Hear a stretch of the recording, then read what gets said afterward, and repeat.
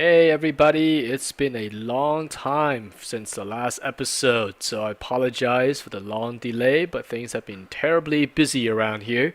So it is a Friday afternoon on a cloudy, raining day, so what a perfect time to record a new episode of Design Cinema. And so this is Feng Zhu speaking, and we're on episode 75, right? So instead of doing a regular draw through, I mean, not draw through, sorry, let's draw with the video game, I thought I'd just do a regular episode this week since I'm a little bit busy and didn't have time to research video games and so forth. So I hope to get another let's draw in the next episode, maybe 76, all right? So, all right, man, let's just jump into what we're going to do this episode. So I'm going to cover the kind of spectrum of thumbnail generation. It's something that is done pretty much by, pretty sure, by all concept artists out there, but it is one of those things that's sort of hidden from the pipeline. At least on the internet, you just generally don't see this kind of stuff often. Most of you guys surf the internet will see the final results of what most designers do, and same thing when you buy art books and these kind of things. They're kind of showing you the pretty stuff, right? Because that's what sells books and gets the audience going, which is the final drawings and paintings. So thumbnails are often ignored, even though they're probably the most one of the most important vital aspects of the design pipeline. So I thought I'll take this episode and kind of generate a kind of what I normally do for a project, that kind of amount of thumbnails, and show you guys how we choose that, what shapes works, what shape don't, and take the ones that work and kind of polish it to a presentation level.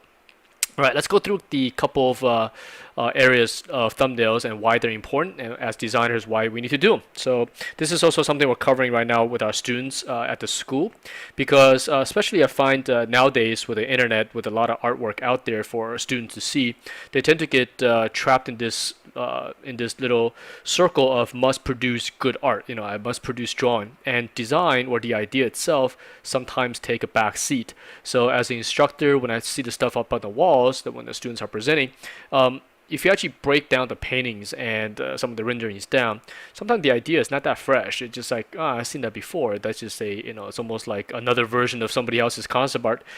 So in those terms, as a designer, that's not good, because clients find us to generate IPs, intellectual properties. They look for us not for our artistic skills, but they look for us for our design skills. So where does design come from? That comes from your imagination, your exposure to the world, and how you put those shapes and forms together. And so as a designer, we have to spend quite a bit of time thinking, right? And I want to stress that one more time, thinking about what you are going to put down paper before you commit to the rendering and the pretty, what we call in the industry, sexing things up a bit for the clients, right? So this part, what I'm doing right now on the paper, on the canvas, is actually the part the client's actually paying you to do, right? It's just that these are thumbnails and they're kind of loose and you can't show them to clients, but the idea is actually captured at this very early stage. So we also have to do a little bit of art direction. Okay, so let me just slow down a bit and talk about one at a time what thumbnails are for. So let's talk about one, thumbnails, right? Idea generation. So it allows us to do things really quick, right? To do a rendering, say one spaceship, before I even get to that, what am I drawing, right? So I decided to do some spaceships because space games seems to be quite popular right now. There's like Chris Roberts coming in with the Star Citizen. There's a couple of other space games coming up. The one where you explore the planet. Forgot what the name of the game is called. But spaceships are kind of cool and they're kind of easy since I'm short on time. I'll draw something that's not super challenging to do. So I'm gonna just tackle some spaceships. But I actually end up doing alien spaceships versus these kind of Terran spaceships because they're kind of generic, which kind of defeats the purpose of generating new ideas. So I ended up doing some kind of a little bit different looking spaceships. So back to topic. So thumbnails, right? They're fast. They allow us to draw a lot of ideas, capture on paper without kind of letting any technique or artistic things get in the way. Even things like fundamentals, they get in the way. Like you can't design while you're have to be focusing on, okay, here's vanishing points, here's the 1 point perspective, 2 point perspective, make sure my foreshortening is correct, here's the box, here's the grid. When you have that many restrictions, your ideas are actually coming out faster than you putting down fundamentals on paper.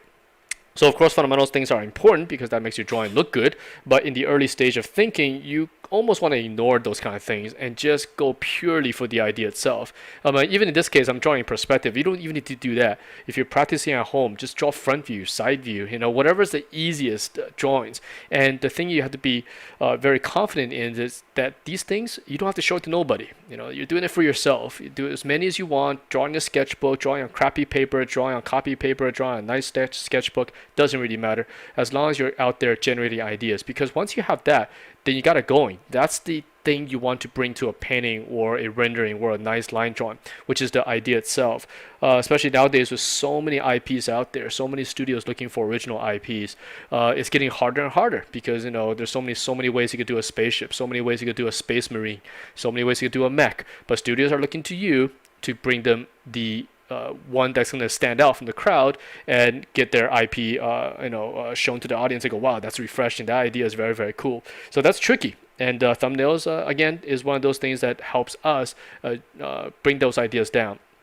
All right, so let's talk about two about thumbnails, which is, in this case, how many are you going to do per page? That's some of those questions that the students come up with, which is like, I could do thumbnails forever. And it's true. You could draw these for the entire day and end up with hundreds of them. But of course, ideas, once you have enough, you have the ones that you think is going to work for your project, well, you can stop at that point. You as a designer must make that decision yourself.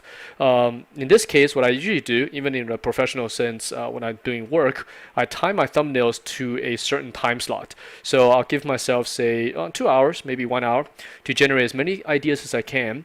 And whatever I got within those 1 or 2 hours is the one I got to go forward with. This is because of tight deadlines. In freelance, you have to turn things in within a certain time scope. So I cannot devote too much time, even though it is such an important aspect of the pipeline. You still have to save enough time for the prettying up part. The part I talked about earlier, the pretty renderings and drawings and stuff like that. But that's just the way industry goes. Now, if you're working in-house or you're doing this on your own, then slow down. I tell our students all the time, slow the thumbnail thinking part down. Don't draw generic stuff for 3 thumbnails are all generic and then take the generic stuff and start spending 18 hours finishing them. Instead, I'd rather them spend 18 hours doing really fresh ideas, things that are thought out, things that are thought through, things that are not derivative art of somebody else's, and then spend a few hours rendering that, right? So let me jump to the video here real quick. You can see I skipped ahead a little bit because I think you guys get bored with me drawing everything over and over. So I skipped about half an hour in real time of just drawing spaceships, and you can just see almost an evolution of these shapes going from the Terran shapes slowly into this kind of seashell-inspired alien spaceship. I just started drawing, and these shapes started coming out. And this is again, this should be the third point of one of doing thumbnails, is that your ideas evolve. When you're thinking 1 or 2 things on a paper, you tend to think about detail, right? I watch students work. If they don't think early, what happens is they get devoted to a single drawing very early on, and they immediately go into details. They're starting to draw the eyes and drawing the teeth and making things all perfect. But the idea itself at that point sometimes is not even good yet. It's still very generic, it's very derivative, but yet they're already hunkered down. And because they have devoted time to the details, at this point they don't want to give up the drawing. They don't want to throw it away. They're like, oh man, I already spent 3 hours on this drawing. Yeah, the idea is not so good, but since I'm 3 hours into it, might as well just continue it, right? That's kind of how the human mind works. What a thumbnail allows you to do is, like, you generate one idea. It took you, 2 minutes, 3 minutes to generate one of these sketches. You could throw that away. You could morph that into another one, another 3-4 minutes. Now you morph to another one. And so your ideas is actually evolving over time, and you start to refine your own ideas. And on top of that, you start to get some happy coincidence, right? Like we say, happy accidents, because you might accidentally draw a shape, or 2 shapes come together, or 2 thumbnails jam together, or you're a slip of a pen. And these things all start to morph and add, like in biology, right? Mutations. Your shapes is basically mutating over time. And you're finding designs that, wait, that looks pretty cool, man. This one totally works. And if you only generated 1 or 2 drawings, these things might ever not come out in front of you, right? And you, as visual artists, we have to see these things in front of us. So I could think all day about alien spaceships, but until I actually devoted that sketch down to paper, I'm not actually executing or solving that design problem until I draw it down. So thumbnails, again, is great for that kind of stuff. You can just generate as many as you want and let your idea morph over time. So here I'm restricted by time. I'm running under a clock about an hour. But during my student days back in our center, I remember just staying up late, drawing drawing. I couldn't stop because it gets quite addictive because you're just creating ideas on your own. These are all your creations, and you actually get addicted to like, man, I gotta stop drawing thumbnails, otherwise I end up with 4 or 5 pages of these, and it's gonna be pretty hard to narrow the good designs down. But having that is a good problem. That's not a bad problem because if you have a lot of good ideas, hey, you could turn in maybe 2 or 3 to the clients, and you still got 10 more to go, for the next round. So in this case, I'm just trying to fill the paper, try to get the since I have some time and the OCD part of me wants to fill out every corner of this paper to not leave it blank. So I'm gonna go ahead and just draw as many ideas as I can. And sometimes the negative space also creates shapes. If you have a triangle in a corner that's open, maybe I'll draw a spaceship that fits that into that corner. So. All right, so let's talk about number 5 or something like that, for some of the tips why thumbnails are important. And that is to allow the team to see your ideas very, very early on. And this is more important if you're working in the industry, because everyone's making money, everyone's getting paid per time, so you don't want to waste nobody's time. You don't want to waste yours, you don't want to waste your art directors, and certainly you don't want to waste the project's delivery time. So during thumbnail stage, especially if you're in-house, you can just call your art directors over and tell them, hey man, check out what I'm doing. Here's a bunch of thumbnails. What do you think? And pretend looking at this page, our art director comes over right now and go, dude, all of these sucks. And then so what? This is only about half an hour, something like that into the day, right? So it's like 9:30 or 10:30 in the morning. You still got your coffee barely sipped, and you could kill the project at this point, or kill this design direction, and move on to something else. And nobody gets pissed. The time's not wasted. You save this for a rainy day for something else. Maybe you could come back to it, and you generate new ones. Or in the case in which it works, our director comes over. It's 10:30. They're like, dude, these are going in the right direction. Do a few more. Let me take another look, and we'll pick a few and move forward for that. And then think about how awesome that is, because your design's already approved. Okay, your morale is probably already much higher because it's 10:30 in the morning. And your design's already approved pretty much at that point, and the rest of your day is already set, because once you pick the 3 or 4 thumbnails to finish for the rest of the day, your schedule is already done. You're like, okay, I got 8 hours left in a work day. I'll devote 2 hours each. My day is set. Put some music on and start cranking. So I believe this is a technique that again most of us use in this business. It's common sense to design with ideas already down versus designing as you go. So, and that is one of those things that I mentioned earlier.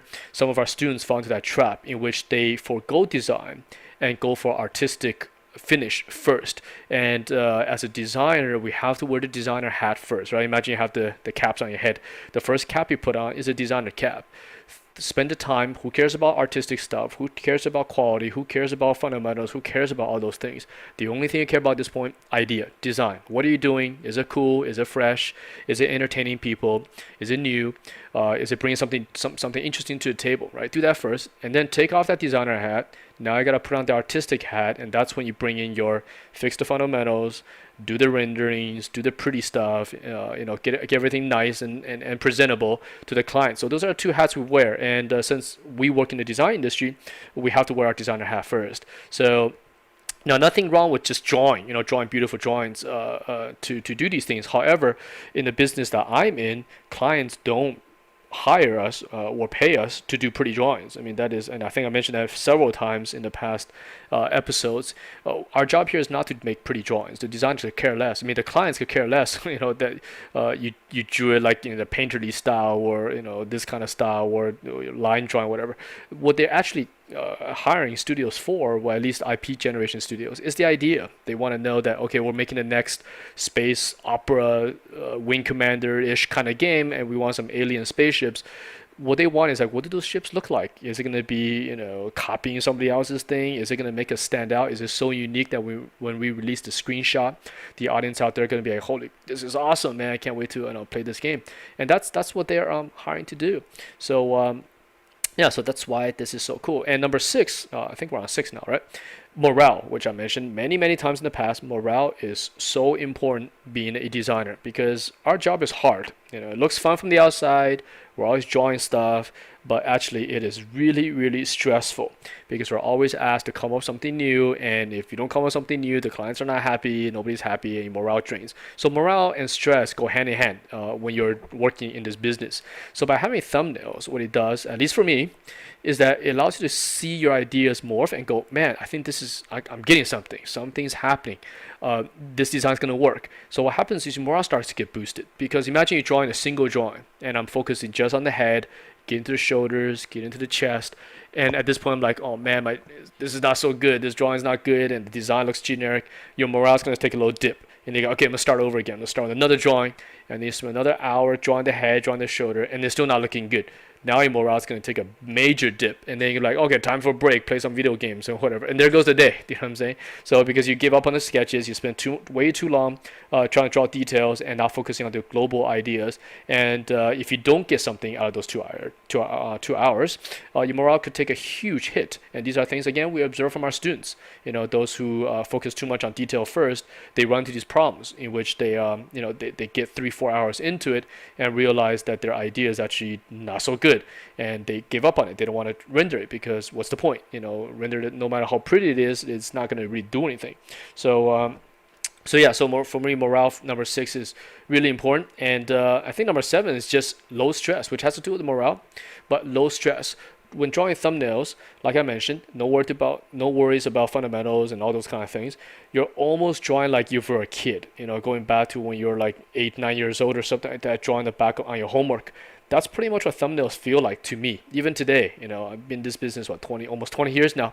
When I'm doing thumbnails, it still feels like that childhood time when you watch the movie or finish the video game and it's just drawing for fun. And that's really what we want as well in a thumbnail. We want to capture that attitude that you had when you were young, when your brain is just on overdrive in terms of thinking and imagination and getting lost in the world that you're creating. And because thumbnails is loose and thumbnails not meant to be shown to anybody, these are very private type of drawings, you could just completely free form and just draw whatever you want. And I know earlier I did mention that you do show these to art directors, but when you're working with good art directors, those who could read designs, right? Yeah, they understand that. They're not going to be like, dude, your thumbnail's out of perspective, dude, or dude, I don't get it. Good art directors totally understand because they themselves most likely do thumbnails as well.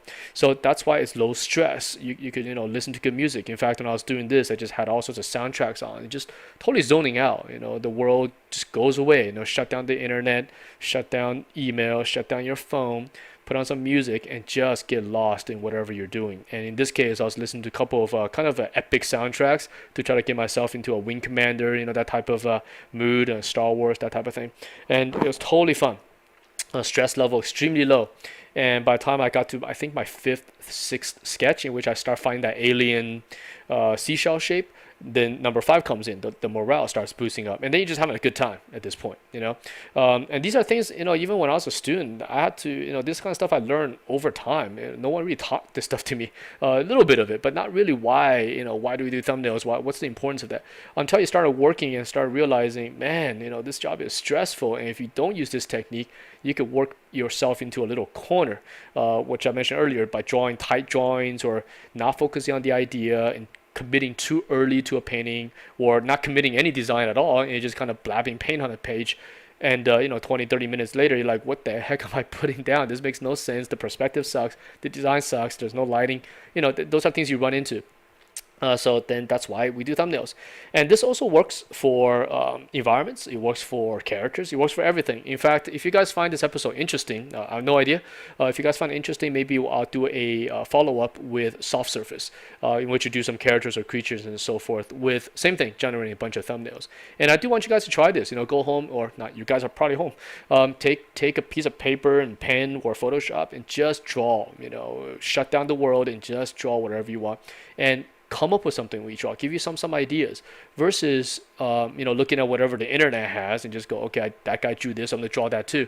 Draw your own stuff. Come up with some fresh ideas and try that. It's very refreshing to do so, and that's something we try to push our students here all the time, because we know they're also active on the internet. They see what's being posted. They see what films are coming out, and it's human nature to kind of draw other people's stuff. It's kind of fun. But as a designer, we have to differentiate. At what point are we doing our job? At what point are we just drawing for the sake of entertaining ourselves?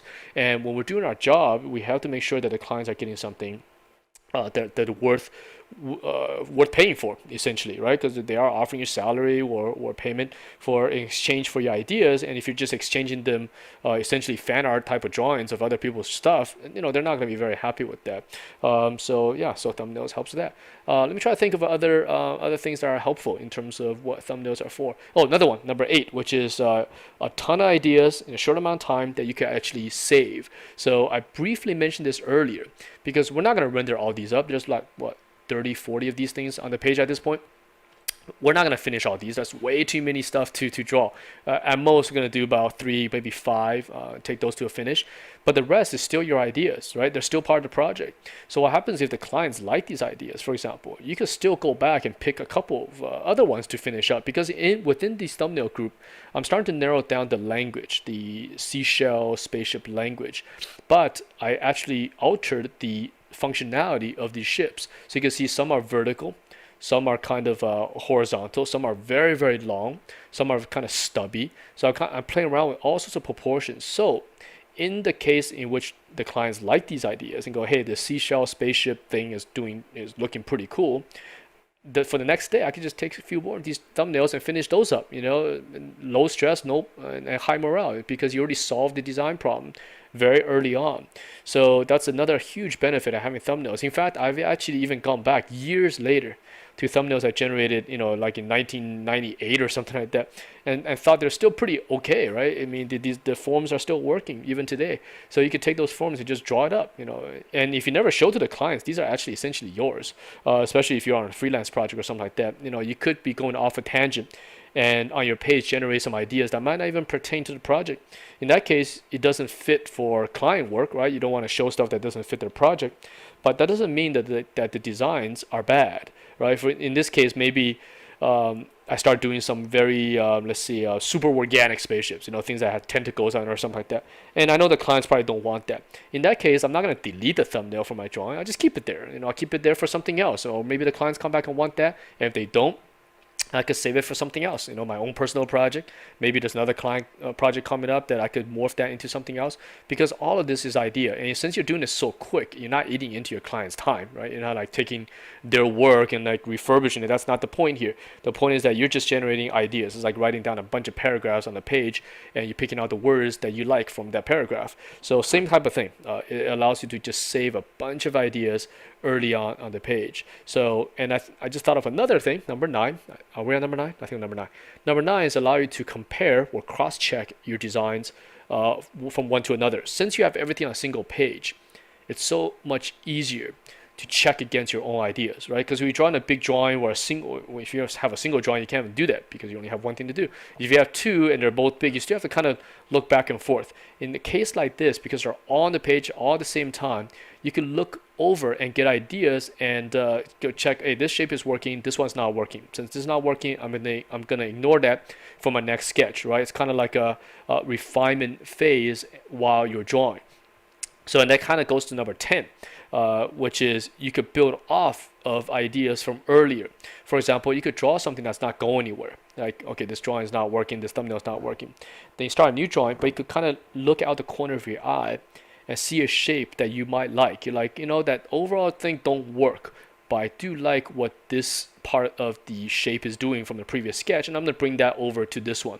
So that kind of go hand in hand with metamorphizing or evolving your sketch. But by having those drawings on the page, you can keep your eye refreshed. In this case, for example, if you look at the screen, on the upper, I'm drawing this kind of very long ship, right? On the upper left, you can see kind of a seashell, kind of those very ancient looking seashell inspired spaceship.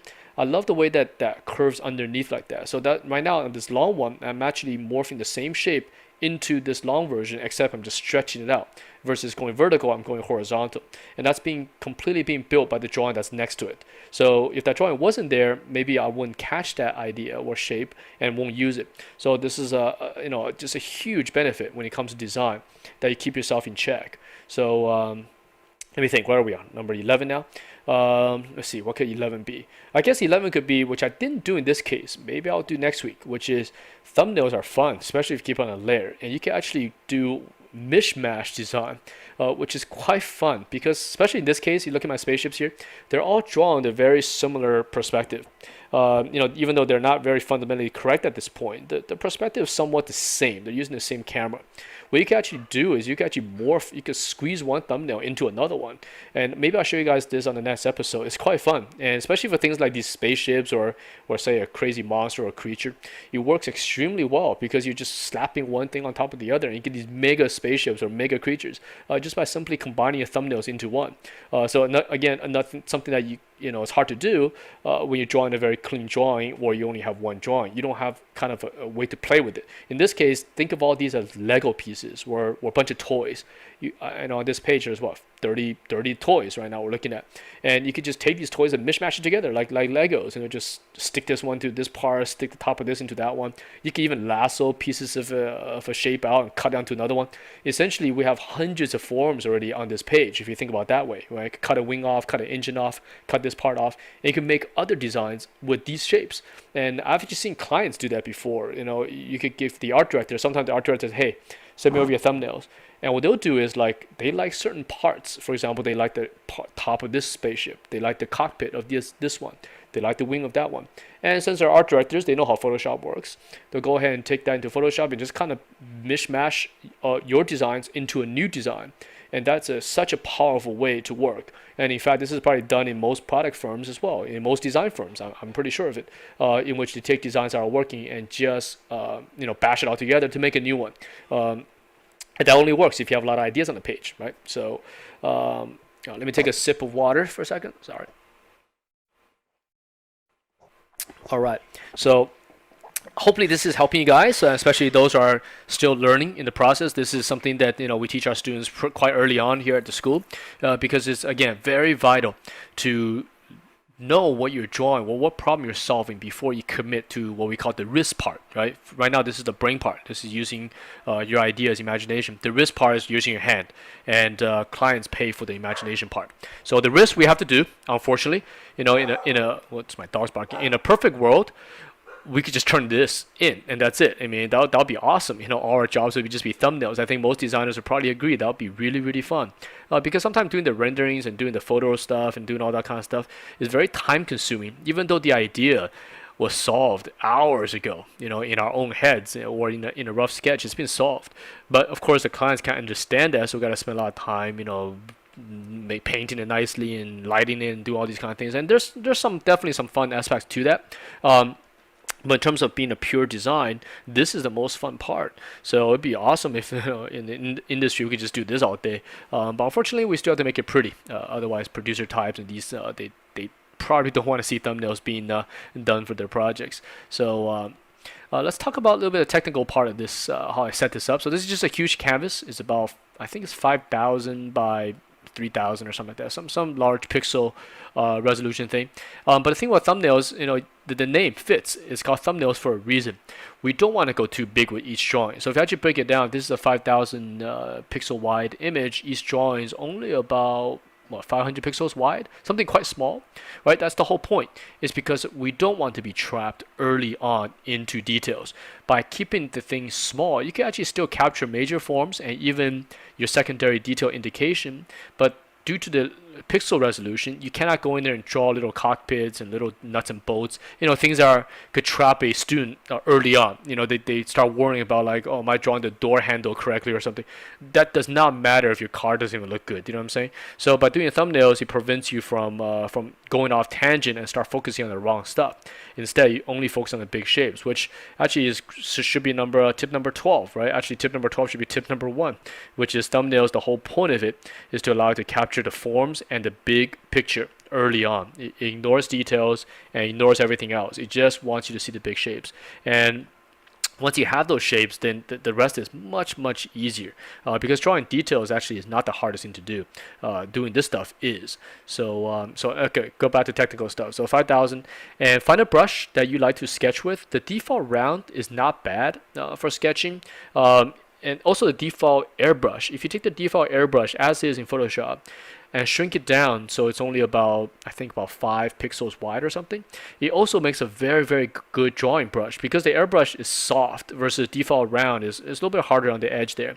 When you take the default airbrush and shrink it way, way down, it works like a very smooth pencil. And it looks great. Maybe next episode I'll draw it in the soft airbrush. In this case, I'm sketching with a calligraphy brush that came with Photoshop. It just feels quite nice, but it only makes thick lines going one direction. It makes thin lines going the other direction. So I have to constantly flip the canvas to achieve line weight. But otherwise, it feels good on paper. But again, brushes, nothing to do with anything, right? You can use whatever brush you want. What you want to do is just pick a brush that you feel comfortable in Photoshop. And if you don't feel comfortable drawing in Photoshop, don't do it. Draw on paper. Get yourself a sketchbook.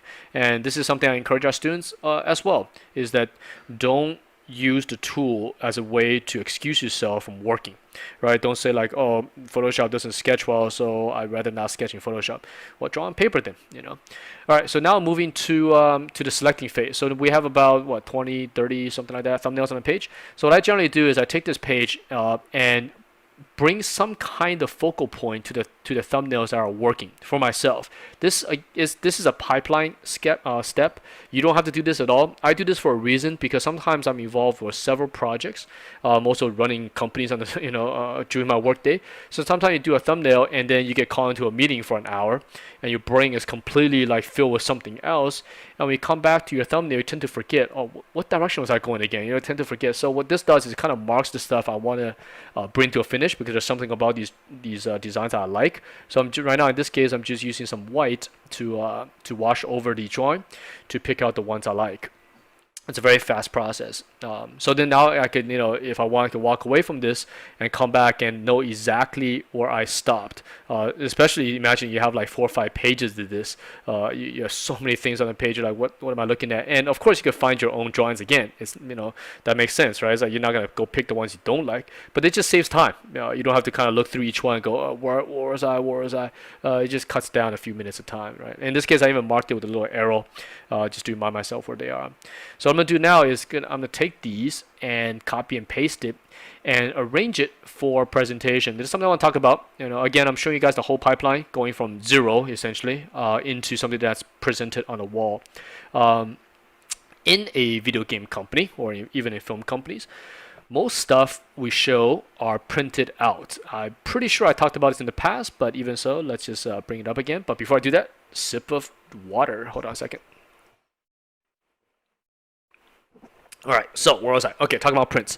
In most companies, things are presented in print because print is easy. You print it on a printer, you could drop it off to anyone's desk, you could stick it on any part of the wall, and everyone on the team could see it, right? If you're viewing stuff on screens, it's just a hassle. Like some guy sitting in front of it, fingers touching the screens, and artists don't want their screens touched by oily fingers and all that kind of stuff. So most things are printed. So when I'm presenting things, I always try to present it well, compositionally on paper.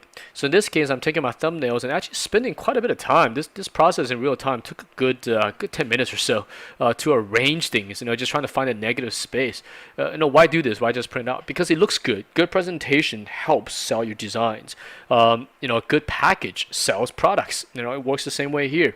Is that if you already have good designs and you back it up with good presentation, well, that's double win. In fact, you can actually make designs not so good, presented well, still sell. So in this case, it's just trying to make the page look good when I print it. So in most cases, we print here in Singapore, we print on A3. In the United States, it's probably 11 by 17.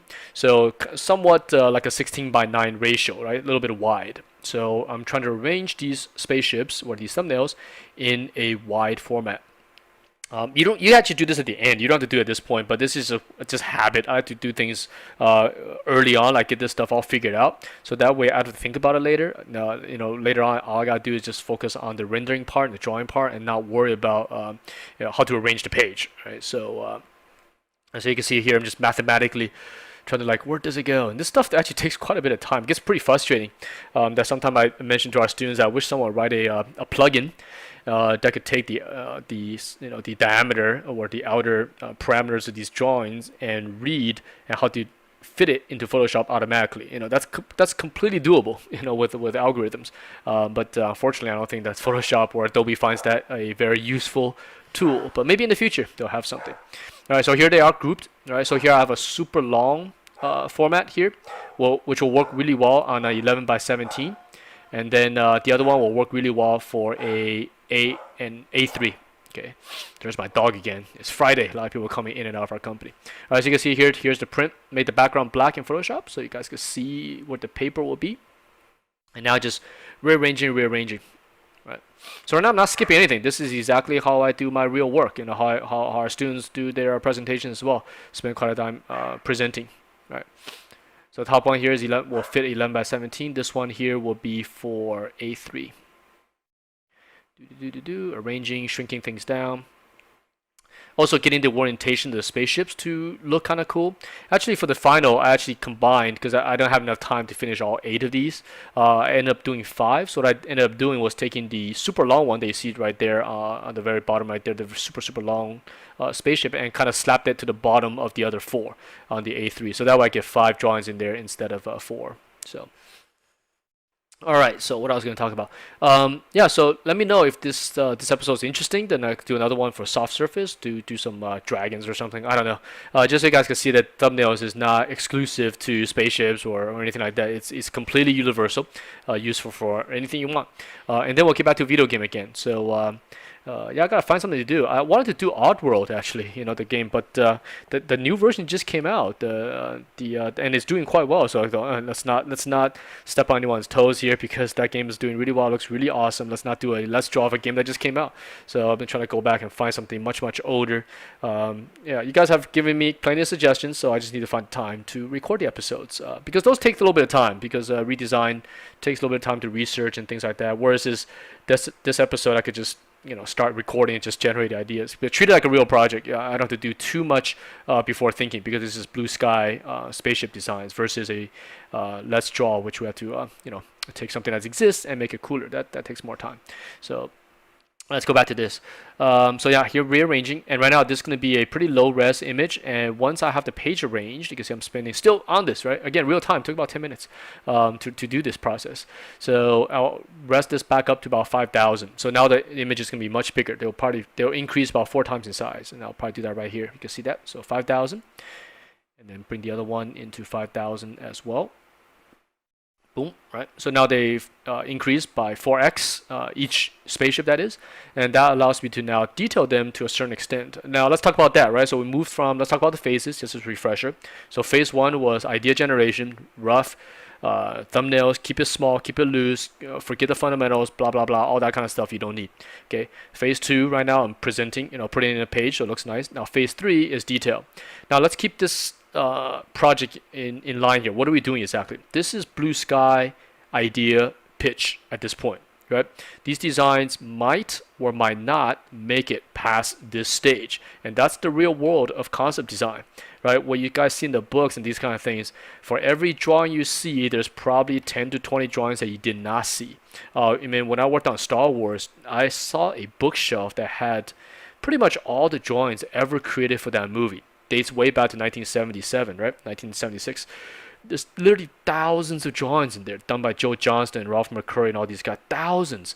But the art of books only printed like a few hundred, that's because concept art works that way. Is that you have to go through phases of design, phases of ideas.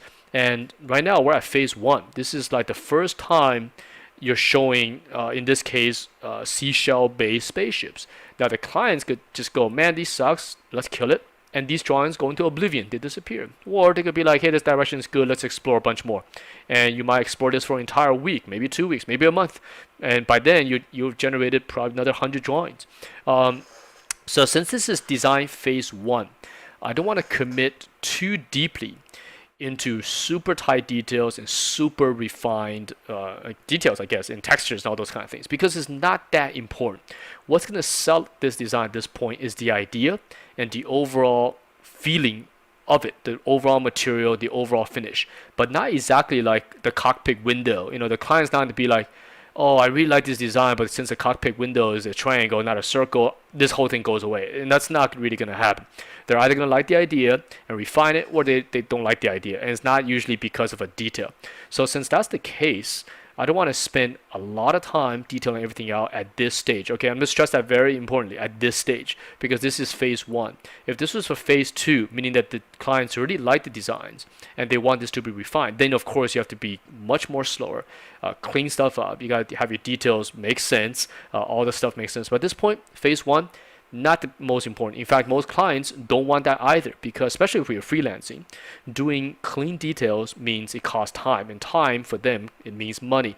So a lot of clients will tell you, hey, we just want these to be pretty rough. But what they mean by rough, though, is not like sloppy. You can't just be like, blah, bunch of sketches and go, here it is. And, they don't want that. What they meant is give us nice looking drawings, presentable drawings, but don't go freaking 2 days drawing a single drawing either. You know what I'm saying? They want like 6, 7, 8 drawings a day, that type of thing. And so you save, where do you cut time down? You cut it down on the level of finish. You cut down the details. You cut down the refinement. You cut down the, is every nut and bolt drawn perfectly? Those things are not vital at this stage. So I'm showing you how I sketch or clean up one of these drawings, and you can see that it's pretty sloppy at this point. It's not the cleanest thing, but it's cleaner than a thumbnail. Just enough for the clients to buy the idea. And later I'll finish these up a little bit of marker and things like that, and you'll see that the final presentation gets there enough. It gets to the clients the idea of what these are meant to do.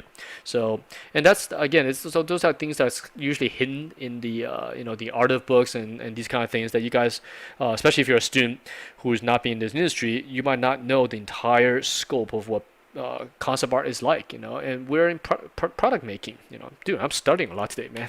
Let me get a drink real quick, sorry about that. Yeah, it's Friday, it's been a long week, so excuse my crazy stuttering and can't talk, blah blah blah. Okay, take a deep breath, let's get back to talking. So the part that's not exposed is that we're making products, and making products means changes. Things gets tossed out, things gets refined, things gets brought back into production, tossed back out of production, back into production, things go back and forth, people get frustrated, everyone wants what they want, all sorts of stuff happens in production. And as a concept designer, you're at the tip of all of that, you know what I'm saying? Because if you look at video games or films, what drives a lot of it? The visuals, you know what I'm saying? And the concept guys are responsible for at least the design part of the visuals. So you're gonna get a lot of back and forth on these things. So, and you learn where to cut time, where you don't cut time, where you could spend your time, where you don't spend your time.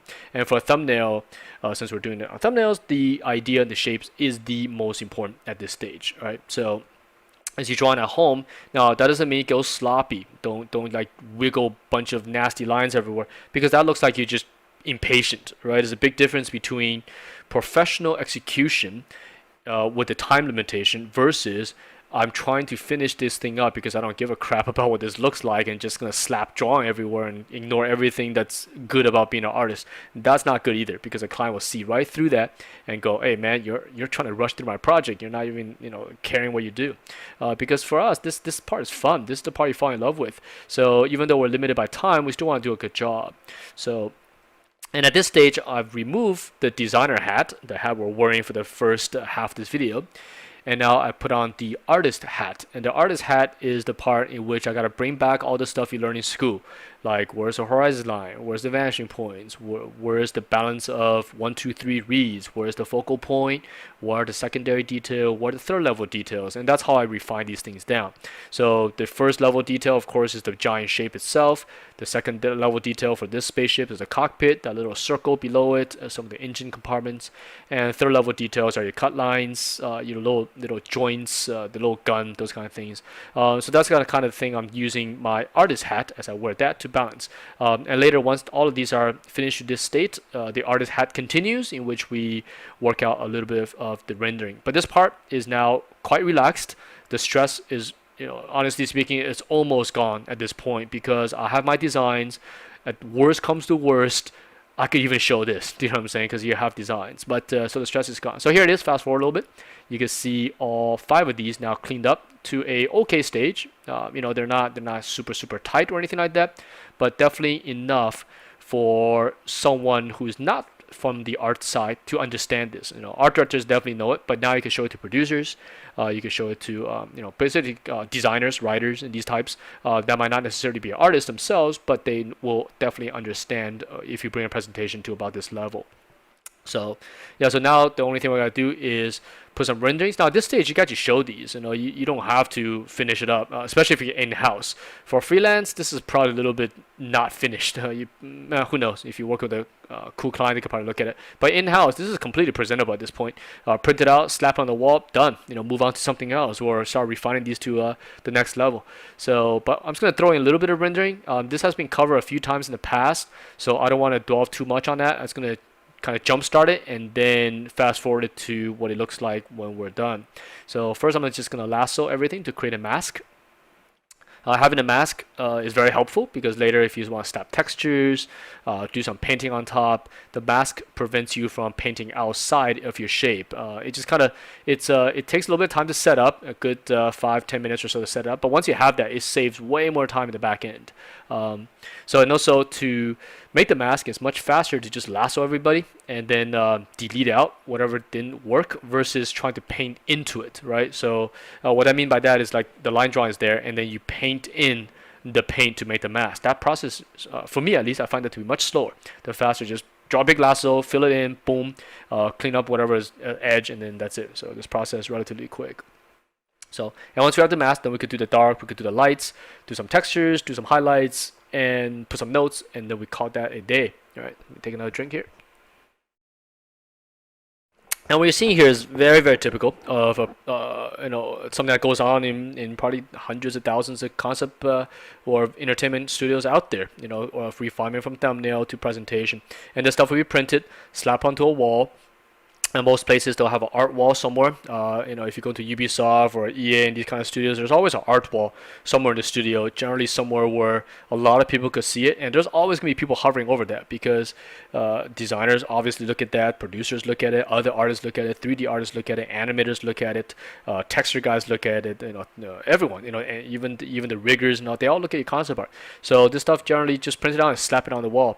What I like to do is like in the morning, especially if I'm working in-house somewhere, I see like a hole in the wall, it's like, all right, there's like a 4x4 area here that's blank. At the end of the day, I want to fill that sucker up. And when I was younger, I was totally obsessed with doing things like that, which the studio's like, okay, this is the art wall right now, there's like nothing on it, please fill it. And I was like, dude, I want to fill this wall by the end of the week, that type of motivation. And it's fun because you just like stay up late and just keep cranking and then you fill that wall, and they're like, oh, now I gotta give you another wall to put stuff up. And then within like a few months, you have like half the studio covered up in concept art.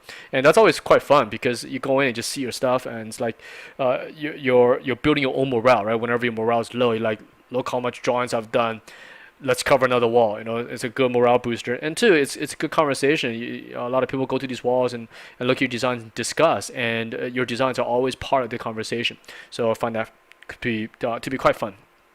So okay, back to this. So continue creating the mask. But don't do it for ego or anything like that, right? So this confidence and boosting morale is very different than, dude, everyone look at my drawings because I'm the best or something like that. That's not good. That's people gonna get annoyed by that kind of stuff. So there's more for personal morale. All right. So yeah, even do it if no one sees it. That's the thing. If you look at a lot of artists, they also hang these stuff up in their own house, in their own studios, which we also encourage our students to do. Is that they take all their homework, especially the ones that were successful, print it out and just put it on your wall. Right? It might look pretty geeky, but you're a student, you're an artist, you're learning. Who cares? You know what I'm saying? Fill your wall with concept art, inspiration art, whatever. Because all of that is actually for personal morale boosting, for inspiration, and just keeps you going forward. So, like I mentioned earlier, this business, especially if you guys are students trying to get into this business, it is stressful. It is high tension, high stress. Deadlines freaking all the time, all sorts of stuff. Clients wanting this, wanting that, and you have to find a way to keep your sanity, going for these kind of things. And that really comes down to morale. So if you're in a good mood, these days I'm super. I've been in this business long enough that nothing really phases me. So just very, very happy. But I remember back in maybe 2002, 2001, you get into these days in which you're just under so much stress of like, oh my goodness, you know what I'm saying? It's never ending, one project to another. Sometimes you're doing 4 or 5 freelance projects at one time, and you just need something to boost your morale. So do whatever it takes to do so. So once you've been in this business long enough, like 10 plus, 15 plus years, it becomes pretty zenned out. You could put up with pretty much whatever stress there is out there. But until then, do things that's going to help you. So hopefully this episode with thumbnails helps you get you part of that. Okay, so here I'm trying something. I actually ended up throwing this away, which is I kind of want to try a white shell, like on a seashell, and the inside is kind of dark, but I end up not liking it. it created too much of a contrast that wasn't quite working with the forms themselves. Um, but just try it. It's fast. And since I have the mask, I just selected the mask and then just use the airbrush to brush the parts that are bright. But you can see it starts creating some funky shapes. I didn't like it. It's too confusing, so I ended up scrapping it. But yeah, but these are things you do with a thumbnail, right? The whole point is that these are meant to be fast. These drawings in real time. Actually, if I didn't speed this video up, the entire process took about, let me think, hour two. I think about 3 hours, close to four. I think 3 hours and 45 minutes, if I recall, something like that. So that's less than a workday. You know what I'm saying? To get to this point here, to have fun thumbnails. So if I push myself in a workday here, probably end up with something about eight or 10 something of this drawings, and I don't even have to put all 5 of them on a single page. You could divide it up to 3 per A3 page, or 3 per 11 by 17, and print out 3-4 drawings at the end of the day, and that looked pretty good on the wall. That'll be enough of a conversation starter for the team to go over at the end of the day, right? And most production meetings happen around 5-6 o'clock at night. I mean, at the close of the workday, so everyone gets together and go through all the concept art that you've generated. So here I'm going to show you the kind of the finish. Right now I'm actually moving in real time. This part is not fast forwarded, so I could kind of talk it over a bit. Yeah, so I could turn on the mask, and then I'm going to turn on the layer that had the textures. I just kind of spend about 20-30 minutes doing this process. It's pretty fast. Slap some textures, and you can see it's quite loose. It's pretty sloppy in terms of the texture themselves. They're not cleaned, right? But the drawing themselves are cleaned up, so the drawing is not that slapped. Put some notes on it: A, B, C, D, E, F, or A, B, C, D, E, F. Put a human scale. Since we're dealing with spaceships, we wanted the clients to see how big these guys are, and yeah, that's about it. You know, let's open up the original thumbnail. You can see the last one. Boom. Right. So here's where we started, and you can see we only did 5 designs out of the 20, 30 or something like that on the page here, and that leaves us plenty more to do if we ever want to go back and choose another 5, which I think there's a couple in there that could probably work as well. We could present another page. So thumbnails, look how powerful this stuff is. And now we could take this spaceship and drop into a production painting. We could draw some finished renderings of it. We could do some cutaways of it. There's a lot of stuff we could do with it if the design had moved on to the next stage. So this is again stage 1, idea generation. Super fast, super fun, and hopefully you guys could give this a try as well. You know, just yeah, post it up and you know, see what these look like. And you could get all these from my blog. I'll try to put the thumbnail page up as well, so you guys could go ahead and download that. And I think next week or next episode, I can't promise next week, but next episode I'll try to do a soft surface at the same time. Since I already talked about thumbnail generation, I'll use that episode as an opportunity to cover some question and answers, which I think there's plenty since the last time I've done one. So if you guys have questions, feel free to ask that on this channel, and I'll have my staff compile them all together for you guys, and for the next episode we'll do one of those. And since it's that, it should be, hopefully I can record one soon. All right, so yeah, I hope you guys enjoyed this episode. Sorry for the lack of a Let's Draw, but something is something, right? There's at least something for you guys to see, and I also get myself out of not producing episode for so long. So thank you guys for your patience, and I will get a new episode up as soon as I can. Until then, enjoy your weekend and have fun drawing as always. So all right, see you guys on the next episode. Okay, bye guys.